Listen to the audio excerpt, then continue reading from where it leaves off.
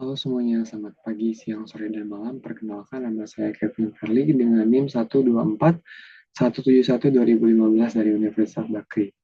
Dalam video ini, saya akan mempresentasikan final project untuk mata kuliah AKM 1 dengan dosen pengampu saya, yaitu Ibu Monika Weni. Proyek ini berupa penyusunan laporan keuangan dari sebuah usaha dagang makanan bernama Burger Bites. Oke, proyek ini saya buat berdasar simulasi usaha kuliner saya yang saya tadi beri nama Burger Bites. Dan dalam video ini saya akan membahas bagaimana proses penyusunan laporan keuangan lengkap dari trial balance sampai statement of financial position. Seperti itu ya teman-teman. Oke, saya mau share screen dulu sebentar ya. Oke, ini dia untuk final project-nya. Yang pertama ada estimasi cost equipment ya. Itu equipment-nya perlu grill, fryer, pisau dan alat masak, meja stainless dan rak serta wadah simpannya. Untuk estimasi cost totalnya itu ada di Rp3.800.000. Lanjut ada di purchase item atau bahan-bahan bakunya seperti ada daging sapi cincang, roti burger, sayuran segar, dan keju dan saus serta kemasan juga. Untuk estimasi cost-nya di Rp10.700.000. Lalu saya menyusun trial balance-nya di awal bulan Juli untuk PT Burger Bites. Untuk cash-nya bertambah sebesar 30.558.000 yang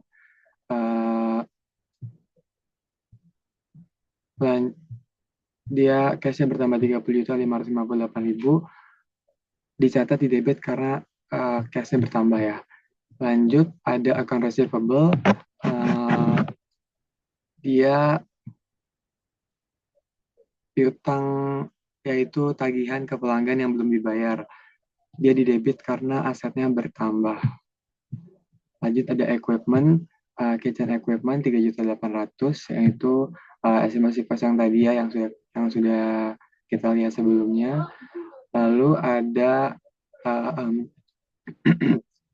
ada beginning inventory-nya 5 juta sama purchase-nya yang tadi 10.700.000 yang di sini. Selanjutnya ada biaya ongkir juga masuknya ke freight in sebesar 250.000, akunnya di debit, ada sales revenue-nya 45 juta, nanti perhitungan untuk sales revenue, sales diskon, dan sales return allowance-nya itu ada di sheet selanjutnya. Lanjut ada event revenue, ada workshop revenue. Untuk revenue, karena setiap pendapatannya bertambah, pasti akunnya di kredit untuk normal balance-nya. Kalau expense itu normal balance-nya itu ada di kredit. Karena expense-nya bertambah, jadi normal balance-nya di debit. Selanjutnya ada owner's drawing. Owner's drawing itu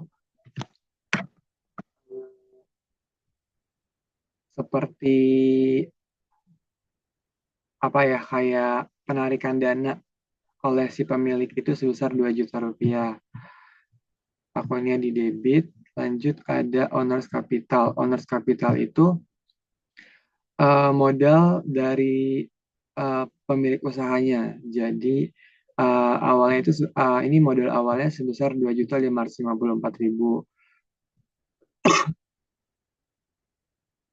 Terus ini masih bertambah ya karena maksudnya masih apa namanya masih dikredit karena uh, laba bulannya itu tetap berjalan, laba bulannya berjalan.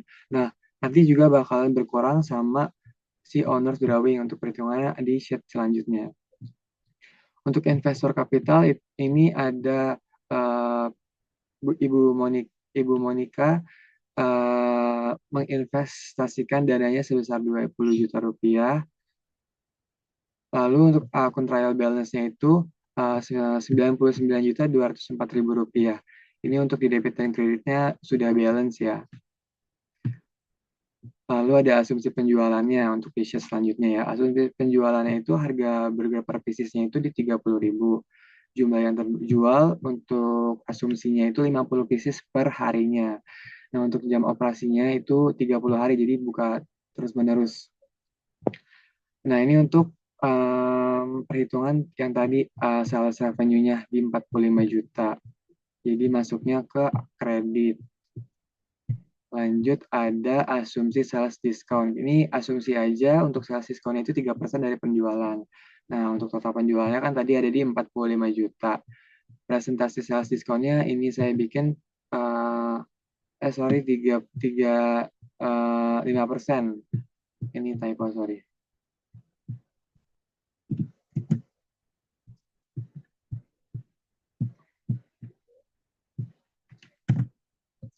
Nah, untuk sales diskonnya itu di 2.250.000 rupiah. Sales diskon, ya ini. Lanjut ada sales return, itu diasumsiin aja untuk sales returnnya 1% dari total penjualan. Total penjualan tadi segini 45 juta dan hasil sales returnnya itu 450.000. Ini ya sales return dan allowance-nya.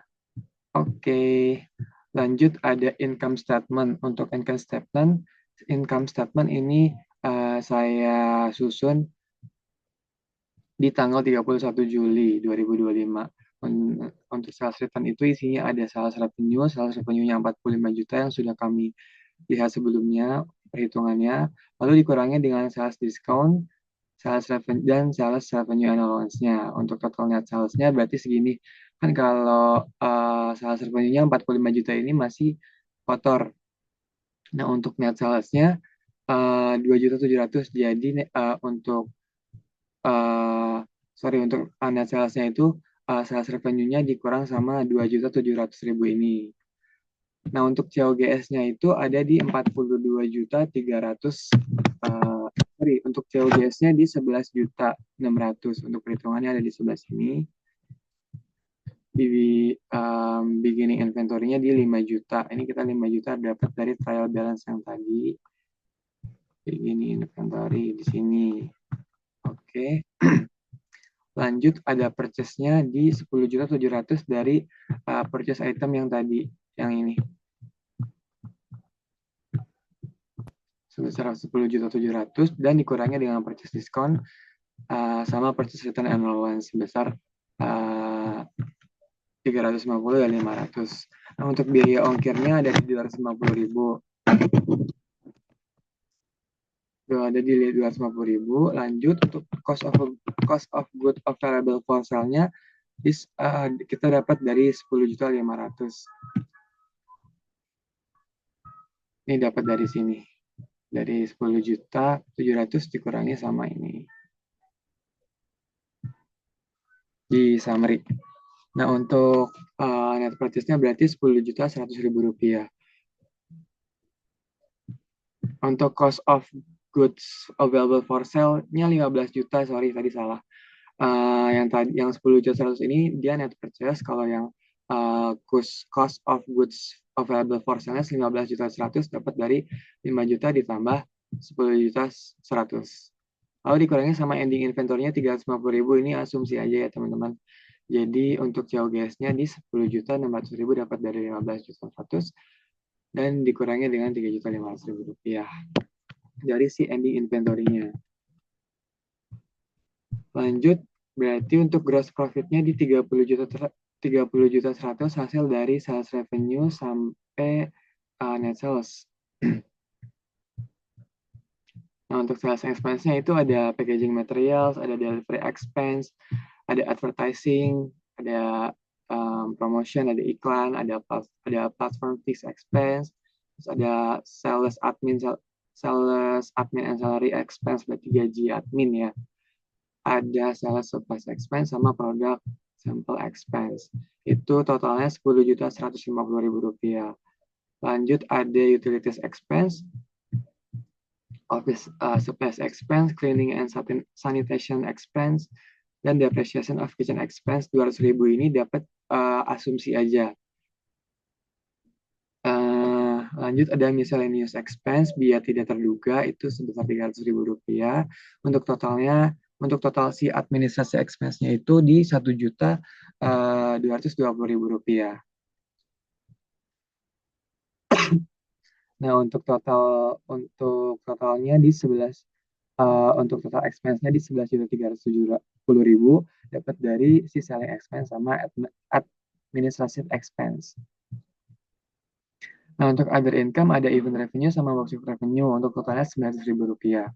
Lanjut net income-nya berarti kita dapat di Rp20.230.000 uh, dapat dari sini ya, dari gross profit dikurang sama um, expense dan ditambah dengan other income. Oke, lanjut ada return earning statement.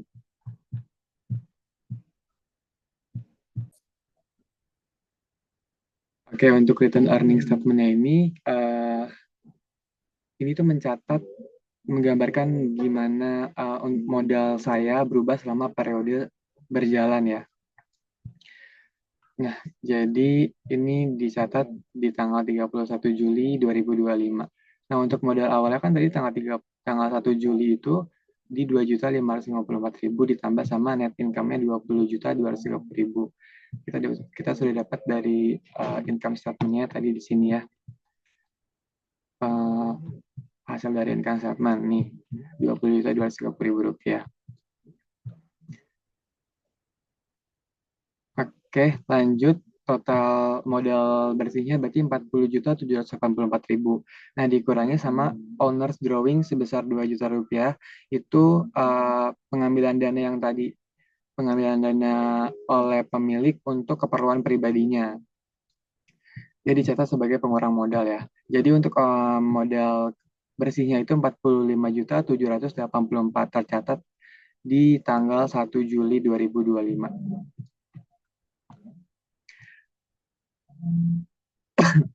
Oke, untuk selanjutnya ada di Statement of Financial Position. Nah, ini tuh memberi gambaran ya untuk posisi keuangan bergerak secara keseluruhan.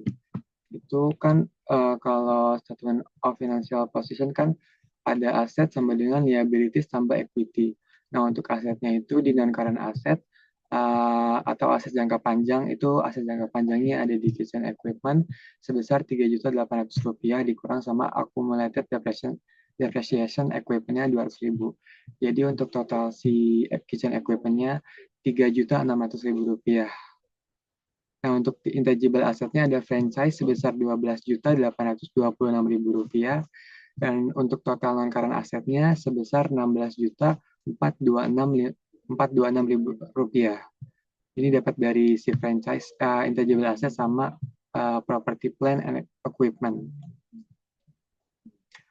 Lanjut ada current asset.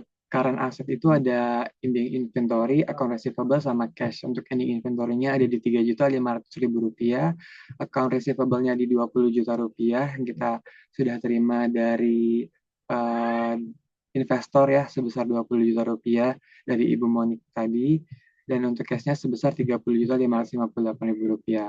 Dan total current asset-nya ada di angka Rp54.058.000. Lanjut total asetnya kita dapat di 70 juta 40.000 dapat dari total keseluruhan ya, dari 16 juta ditambah 54 jutanya. Nah, untuk equity dan liability-nya itu investor ada equity. Oke. Ada equity investor capital sebesar Rp20 juta, yaitu yang tadi investor menyumbangkan dananya sebesar Rp20 juta. Nah, untuk owners capitalnya dicatat per tanggal 31 Juli, jadi untuk modal bersihnya 45.784.000. Jadi total si equity-nya ada di 65.784.000. Lanjut liabilities-nya ada account payable sebesar 4.700.000. Ini berarti account payable 4.700.000 ini dapat dari apa ya? Mencerminkan utang usaha misalnya kepada pemasok bahan baku kayak gitu sih. Nah, untuk total equity and liabilities-nya itu, sorry ini typo. di angka 70.484.000 rupiah, which is balance sama total aset. Seperti itu ya, teman-teman.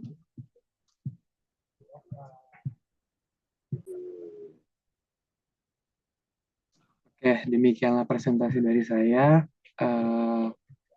mengenai laporan keuangan usaha Burger Bites ini, mulai dari penyusunan trial balance, income statement, return earning statement, sampai statement of financial position. Nah, melalui proyek ini saya juga jadi belajar bahwa akuntansi itu bukan hanya tentang mencatat angka, tapi juga memahami bagaimana informasi keuangan dapat digunakan untuk mengevaluasi kinerja usaha, mengambil keputusan yang lebih bijak, dan menjaga kesehatan keuangan bisnis secara keseluruhan.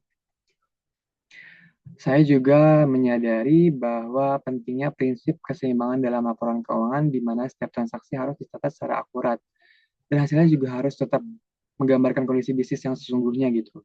Jadi itu saja dari saya. Terima kasih kepada Ibu Monica Weni selaku dosen pengampu atas bimbingan dan ilmunya selama 1 semester ini. Dan terima kasih juga kepada teman-teman yang sudah menyimak video ini sampai selesai. Saya Kevin Ferli, mahasiswa Universitas Bakri dengan NIM 1241712 2015. Kurang lebihnya mohon maaf. Wassalamualaikum warahmatullahi wabarakatuh.